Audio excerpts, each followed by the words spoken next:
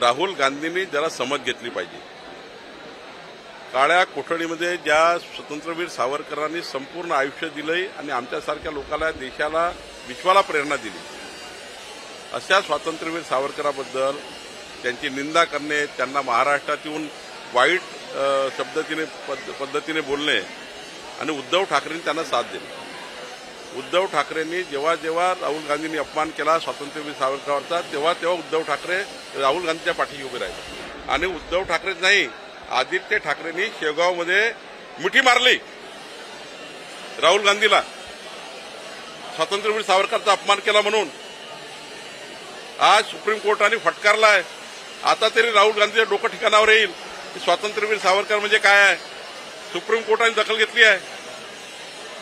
राहुल गांधींनी या ठिकाणी खरं तर महाराष्ट्राची, देशाची माफी मागितली पाहिजे, देशाची माफी मागितली पाहिजे, महाराष्ट्राची माफी मागितली पाहिजे। स्वातंत्र्यवीर सावरकरांवर बोलणं काय माहिती आहे तुम्हाला, स्वातंत्र्यवीर सावरकर, आणि त्यामुळे मला असं वाटतं देशाची माफी मागितली पाहिजे राहुल गांधींनी।